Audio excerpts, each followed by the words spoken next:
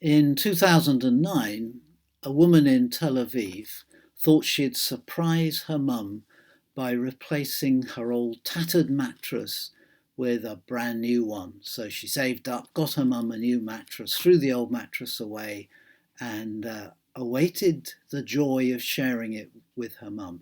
However, it turned out that her mum's life savings, about $1 million, I believe, in banknotes, was stuffed into that mattress. It was never recovered. It's quite easy, isn't it, to not know the truth about a situation because we've already made our assessment and we're confident in it. We believe we already know what we need to know. I think we do that with the church. We think that we know what it is. It's kind of obvious to us. We've been around it, many of us, a long, long time. We kind of feel we know what church is. But COVID and its restrictions has revealed, I think, that we don't know the church quite as much as we thought. Oftentimes, we associate the church with a building called a church. Even those of us who are determined not to speak as if that's how we think about things. So people ask me, is the church still closed? And I go, the churches have never been closed. We haven't closed them for COVID at all. Or will we be starting worship again soon? So we've been worshipping all the time. They're referring to the building where the church meets. And we all know that one of old, and I don't want to over push it, but to say this to you, have you actually sussed what the real thing is? You know fine well the church is not the building. You know fine well that it's something to do with the people. But is there a danger that we miss the real treasure within? What is a church? The church is a continuation of the community started by Jesus. That's what a church is. It's a community in continuity with that started by Jesus. It's an extension of the Jesus community of 2,000 years ago, only it's now in this time and this place, and so it expresses itself a little differently. But it's essentially that community of Jesus. Wanting to be sure that that community goes on in health is the main concern of the writer to the Hebrews. It's very easy to miss that the letters in the New Testament are written to benefit communities of Christians, and to think they're written for us to individually learn our lessons about what we're supposed to believe. But their main purpose is, in nearly all cases, not all, the letters to Timothy, Titus, Philemon, etc., obviously to individuals, but the main body of the letters and the main body of the writing is to Christian communities about the health of their Christian community. It's a really important concern. It's the pastoral concern of every true preacher and teacher. That the point in presenting messages such as this one, in preaching sermons and so forth, is not really the impartation of information in that. What the beating heart of that is a pastoral concern in God's heart, shared through God's word, for the well-being of God's people and of people being drawn into this community, and then for that community continuing in health. A church is a community of disciples continuing from the community of disciples of Jesus. That community always has, when it's understood itself at all, included people who are not quite sure where they fit in, people who just want to be part of the scene, but the beating heart of it is the commitment to discipleship and continuing to bless the entire world through the presence of Christ in the community of Jesus by the power of his Spirit among us. The writer to the Hebrews, then, is primarily concerned with the health of the church as a community of disciples following Jesus. And the writer uses lessons from the Old Testament story of the community of God to inform and teach the New Testament community, or the church, about its life. And he includes this graphic warning that is our concern and about which we've had the reading today. And the warning goes like this. It says, remember that Old Testament community.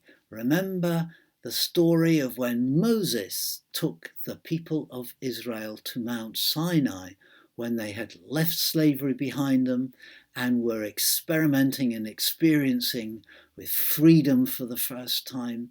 They were gaining their identity as a nation and as a people again. And it was this quest for their identity that was so central and is absolutely dependent upon who God is and God's calling of them to be a special community for him and with him. So the writer to the Hebrews takes us to the very graphic sensory experience of the people of Israel. And he doesn't lean on only one Old Testament passage, actually. He's using, I think, at least three, possibly more, to refer to this experience of God descending upon the Mount Sinai in the desert, in the wilderness journey, on the day, or the set of days, in which God, in effect, said to his people, ancient Israel, this is how you are going to be distinctive. This is how I'm going to look after you. This is the relationship between us. This is what I've given you your freedom to consider and accept. And I'm calling you to be a special people with me for the sake of all others. And God's presence descends upon Mount Sinai in a way that's very sensory. There's flashes of lightning that they can see with their eyes, a great darkness, cloud, fire, things that hit the senses, not just the visual sense, but the ears. They hear this sound like a trumpet just growing louder and louder, and it becomes almost insufferable to bear.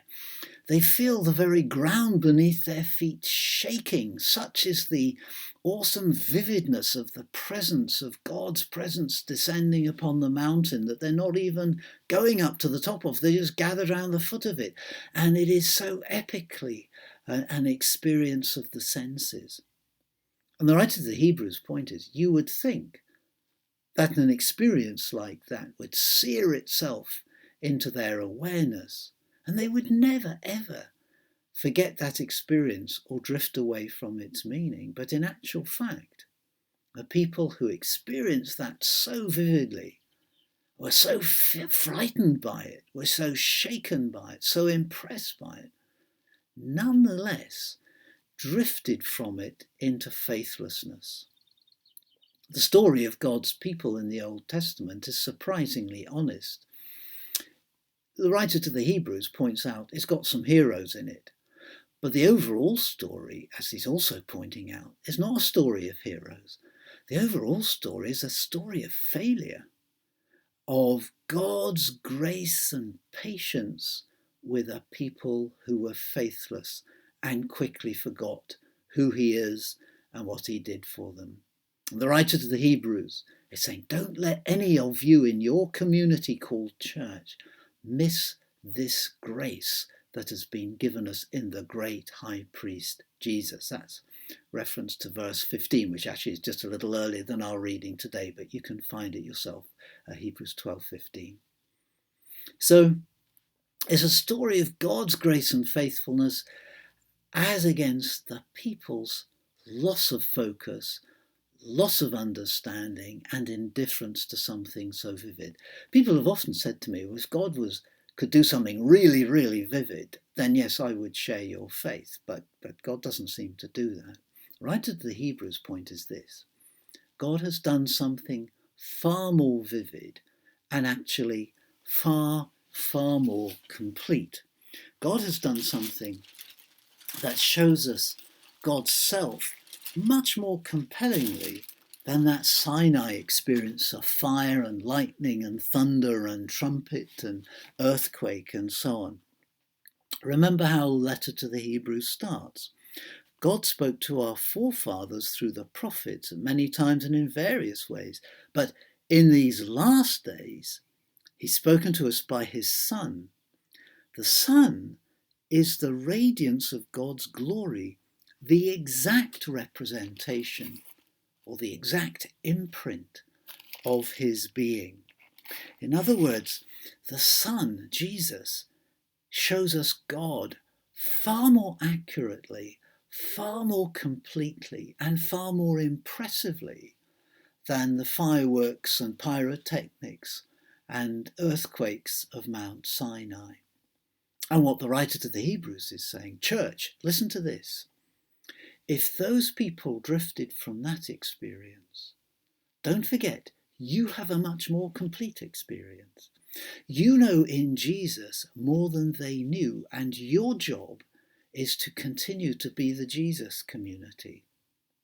It's interesting to me that when we think of church, we're so focused on buildings, but we also think of something like a Sunday service, which is designed to help people be good Christians. Well, Jesus never mentioned any of these things.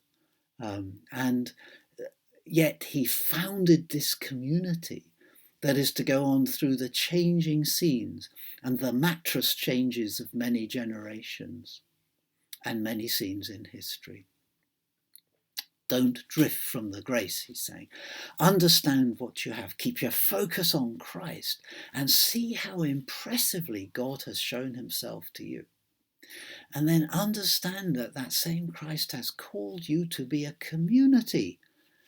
Not those who pay some money to keep a church building going so that there can be Sunday services. That never features in the New Testament idea of church at all. COVID restrictions have seen the closures, the permanent closures, of some churches. There are churches that simply will now be ceasing to exist. That's the truth. Not many, but some have faced that. It's not because their people have stopped believing in their faith. They haven't lost faith. What's gone is they no longer know how to be the community together. Their faith is still there. It's the community that no longer knows how to function when it can't access a building, or it can't have Sunday services, or it can't have this, or it can't have that. Some other churches, in exactly the same circumstances of COVID restrictions, have discovered themselves to be a community.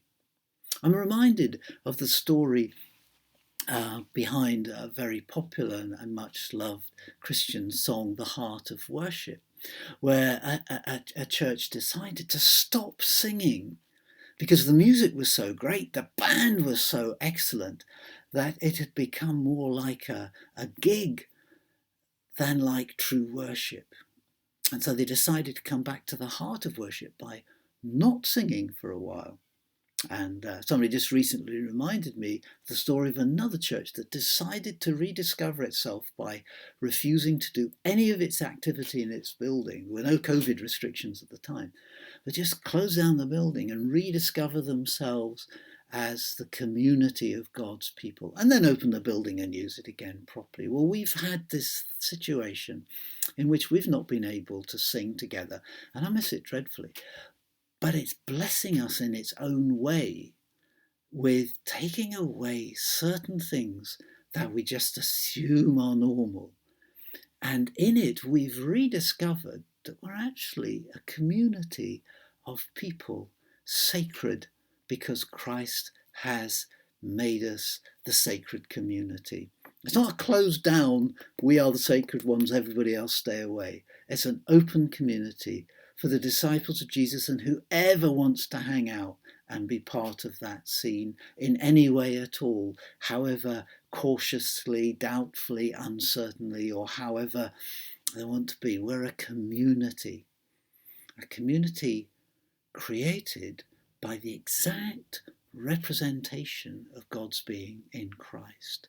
The most powerful signal of who God is how God's grace is and what the nature of God's character is, ever.